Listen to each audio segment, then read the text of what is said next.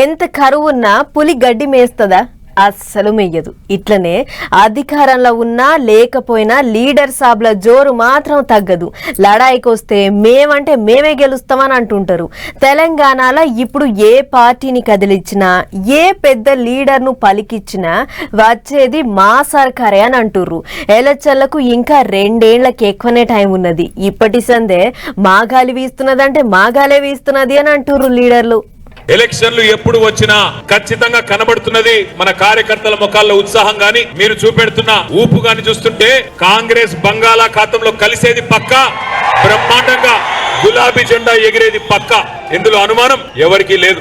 అయితే మరి ఇవాళ ఏ మూలకి పోయినా తెలంగాణలో ఏ నియోజకవర్గానికి పోయినా ఏ మూలకి పోయినా, నిన్న పరిగి పోయినాం, మొన్న చేవెళ్ల పోయినాం, అంతకంటే ముందు వరంగల్, అంతకంటే ముందు ఆదిలాబాద్, ఎక్కడికి పోయినా ఇవాళ ఒక్కటే నినాదం వినబడుతున్నది, కాంగ్రెస్ పోవాలే, కేసీఆర్ రావాలే. గాదన్నట్టు మహేశ్వరం దిక్కు పోయి తోటి గులాబీ లీడర్లతో మీటింగ్ అయిన మాజీ మంత్రి కేటీఆర్ సార్ ముచ్చట గట్లున్నది. ఎలక్షన్లు ఎప్పుడు వచ్చినా సరే గులాబీ జెండనే ఎగురుతుంది అన్నాడు. కార్యకర్తలలో పుల్లు జోసి నింపిండు.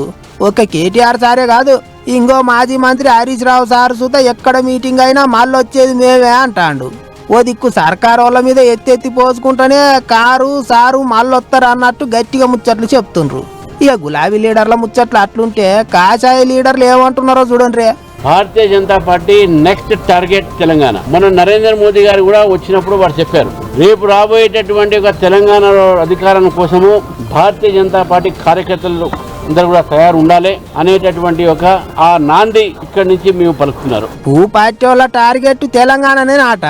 వచ్చే ఎలక్షన్లల్లో కాషాయ జెండా ఎగిరేస్తారట.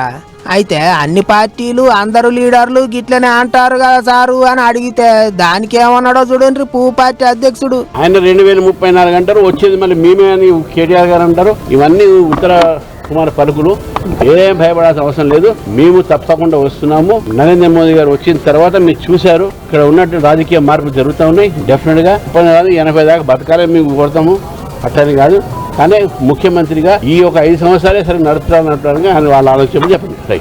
ఏమైనా తెలంగాణ గడ్డ మీద గట్టిగానే నగరేసినట్టుండ్రు పార్టీ వాళ్ళు. ఐతారం సంది 3 దినాలు జోరుగున్నాయి మీటింగులు. ఢిల్లీకేంచి పెద్ద అధ్యక్షుడు కూడా వస్తాడు. ఇక అది అట్లుంటే ఇంకో దిక్కు సీఎం సార్ కాన్ నుంచి మంత్రుల దాకా ఎక్కడ మీటింగులు పెట్టినా ఇప్పటంతలు ఎటు పోయేది లేదు. మళ్ళీ 5 ఏళ్ళు పక్క కుదిరితే ఇంకో 5 ఏళ్ళు కలుపుకొని మొత్తం 10 ఏళ్ళు మేమే అంటుండ్రు. ఎవళ్ళంతకు వాళ్ళు వచ్చేది మేమే అనబట్టిండ్రు.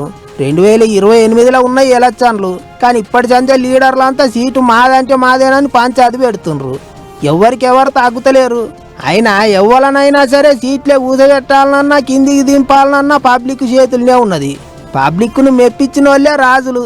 మరిగా చూడాలే ఎవళ్ళు మెప్పిస్తారో ఎవళ్ళు నొప్పిస్తారో, సీట్లే ఎవళ్ళు ఊరుకుంటారో పోతే ఎరకైతుంది.